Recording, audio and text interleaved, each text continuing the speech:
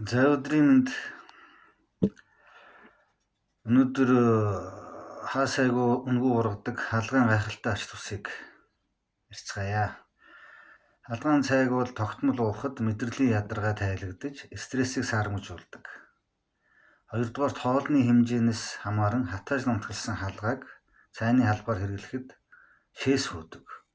Түрүү булчирхай урилитаз буюу шээсний системийн өвчин маш их сайн байдаг.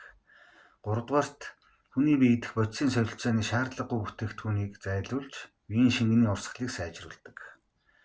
Дөрөвдүгээрт мэдээж хоол боловсруулах системийг цэвэрлж, нойр булчирхай, элэг, одоодны үйл ажиллагааг идэвхжүүлж, цүсний хоримтлалыг арилган, чулуу үүсгэхээс сэргийлэн, цүсний синтезийг сайжруулдаг.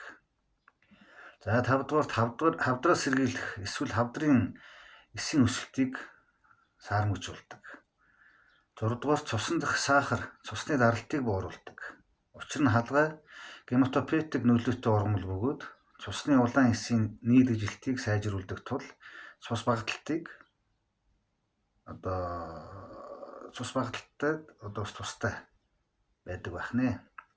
За 7-дугаар бактерийн эсрэг шин чанартаагаас гадна дикоцин нь арсны өвчнийг эмчилдэг учраас арсны тууралт, эдээбэр, булчингийн зангилааны өрөвсөл бүхий өөрчлөгдсөн газрыг нь угааж шавшиж арчих тустай.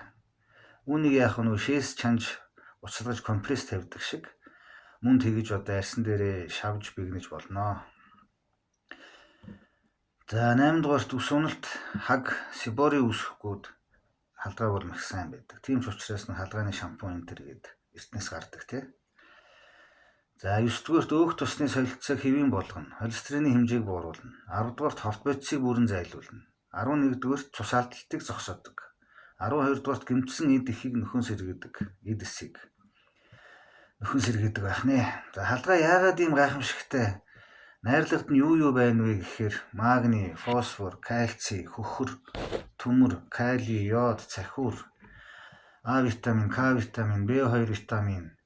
За тэгээд ханнаан, органик хүчил, эфирийн тос, хлорофилл, серотонин, флавоноид зэрэг үнэтэй хүнсний бүтээгдэхүүнүүд болох мах, брокколи, зүгийн бал, жимс элдв витаминууд, магнезиум 400 сүлжээний янз янзын үнэтэй юмнуудыг гадны компаниудад мөнгө өгөөл хэдэн доороо янз янзын хүмүүсээ оруулаад монголчуудынхаа мөнгийг гадагшаа зөөдөг шүү дээ. Уулын тэг шаардлагагүй бүх юмнуудаа халгаанаас ихэнхийг нь үнэгүй халгаанаас ихэнхийг олоод авчих боломжтой байх нэ. За үүнээс гадна олон сая төгрөгийн үнэтэй эмчилгээ хагалгаануудыг зогсоох чадвартай гэсэн үг энэ үнгүй зүйлч. За жишээ нь яагаад сарнаа өргөсөн татгуулгад яадаг ч хүм мөртлөө халгаа татгуулахаар хорсож захтандаг вэ гэвэл халгааны навчтай харьцсны дараа дэлбэрэлт үүсгдэг байна. Халгаа навч нь ишин бичил харуурын ус шиг том эсүүдээр бүрхэгдсэн байдаг. Энэхүү шилэн ампул шиг эс тус бүр нь цахиурын давс, гистамин, хоолын шоргоолжны хүчил агуулдаг. Хүний арсанд хүрэхэд эсийн хурц үзүүр нь арсыг ухаж тэр даруйдаа тасарч биед үлддэг. Ингэснээр тэрүүхэндээ гинт шатаж байгааг мэдэрдэг хүн. Халгааг